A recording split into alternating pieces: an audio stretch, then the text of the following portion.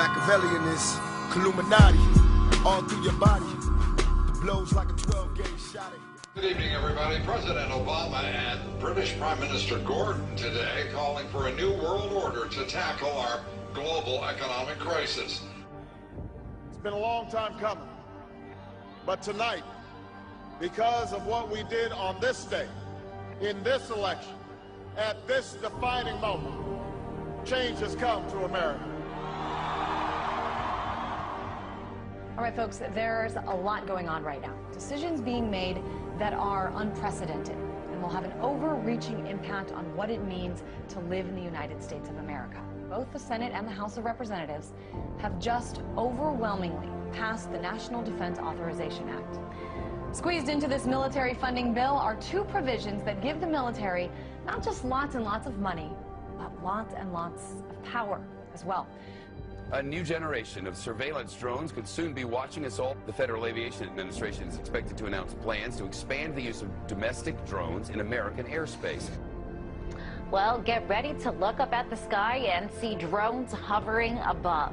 As of now, unmanned aircraft could only be used by military airspace and by certain law enforcement agencies. But this week, Congress passed a bill that would allow for commercial and private use of the drones. I have two words for you. Predator drones.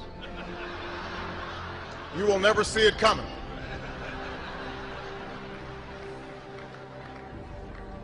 You think I'm joking? We're shopping and dining over Thanksgiving and maybe watching some football games. Big government Republicans and Democrats were busy shredding the last vestiges of the Constitution.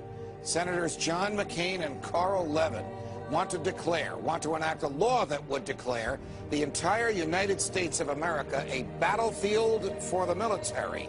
They're talking about inserting the Army into domestic law enforcement. Senator Lindsey Graham, who supports this bill, says, quote, "The homeland is part of the battlefield, and people can be held without trial, whether an American citizen or not." The Department of Homeland Security buying ammunition, now looking to purchase another 21 million rounds of ammunition.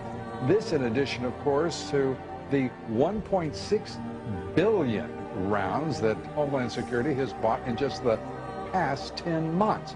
Now, to put all of this in perspective, the military used approximately 70 million rounds each year of the Iraq War. 70 million rounds in a war.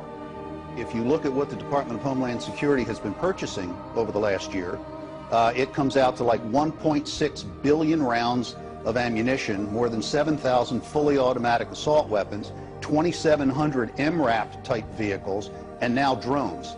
Those are instruments of war. Department of Homeland Security's, who are they going to fight a war against? Something happened.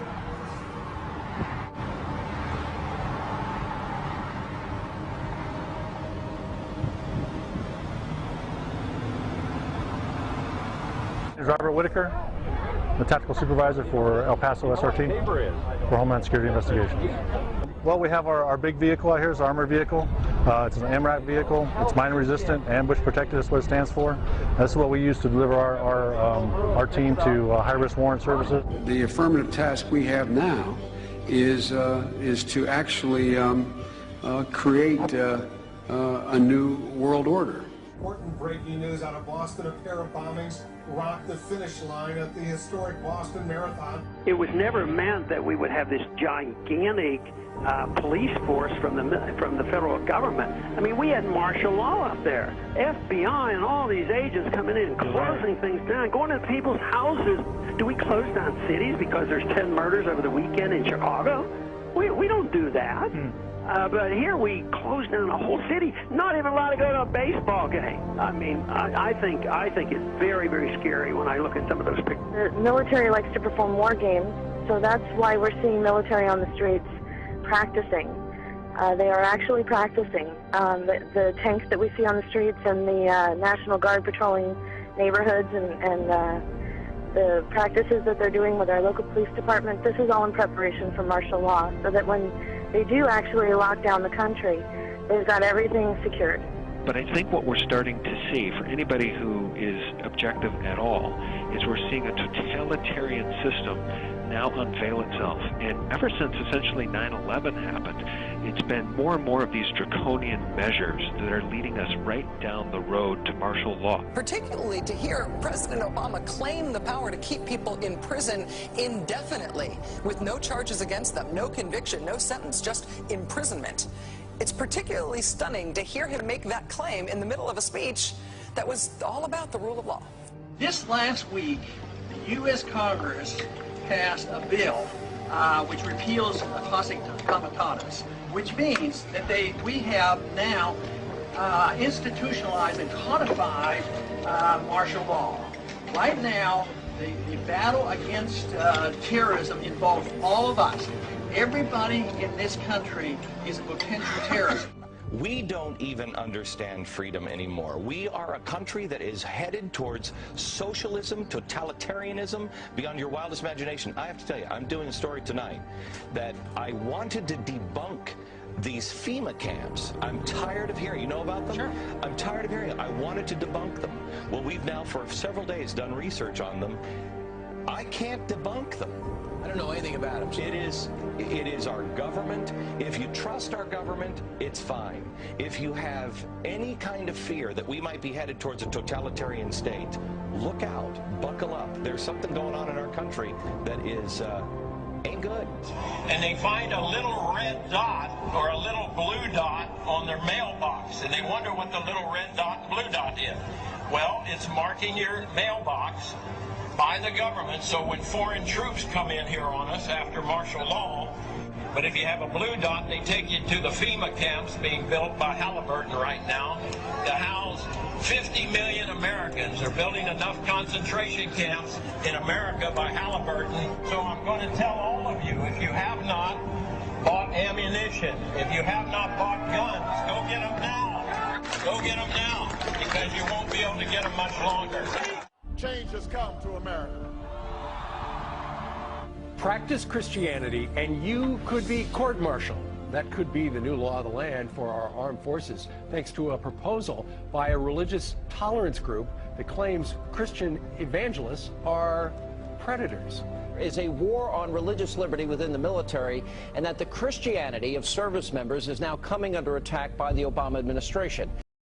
The company has now implanted 2 workers with microchips to monitor their movements, causing some to charge invasion of privacy. The company says it's merely a layer of security beyond key cards and clearance codes. I don't get one of those soon. Well, joining me now is Lance Ulinoff, editor-in-chief of PC Magazine. Lance, this sounds like some freaky science fiction book. Tell us what this is about. These 2 workers have microchips? Right. Well, this is very, very real, and these microchips are about the size of a grain of rice. They get injected into your skin. Futuristic film. Humans injected with a tiny chip holding the key to all of their private information. But as you're about to see in our CBS 46 investigation, it's not fiction. In fact, it's being marketed in Georgia as life-saving technology. Life-saving technology. We have a Florida family who are really pioneers in a brave new world. They have volunteered to be the first ever to have microchip identification devices implanted into their body. It is the first implantable microchip for humans that has multiple security, financial, and healthcare applications. One thing I would just suggest, I'm just an outside soon-to-be investor. I love this idea, by the way, Scott. I think the Northside Independent School District in San Antonio has put tracking chips in the ID badges for more than 4,000 high school students. Well, it looks and sounds like something out of the future, but a new palm scanning device will help Bossier Parish schools keep better track of what children are eating there. The electronic device will be implemented at all Bossier Parish schools. Now we're seeing a complete totalitarian takeover of the United States of America. And we've been talking about this for years now. This is the police state. This is the police state. This is what a total breakdown of our society looks like. But we're seeing all of this intensify. This is all intensifying around the Second Amendment. Should we be able to own guns or not? Let's take guns away from the people. These are very big, very hardcore issues.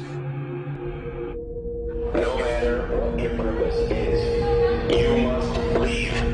If you do not disperse, you may subject to other police action. The use of riot control agents and/or less lethal munitions, which could cause risk of injury to those who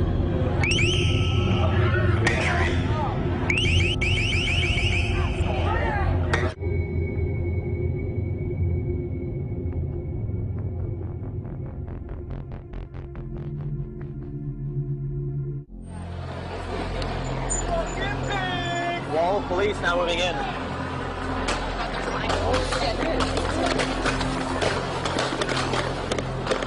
American, every person on United States soil or international soil can be deemed as a terrorist. If they have really any reason to want to detain you, they don't need to acknowledge your Fourth Amendment rights. It's what supported things like the Patriot Act and now the NDAA and the ever-encroaching police state. By order of the City of Pittsburgh Chief Police, I hereby declare this to be an unlawful assembly.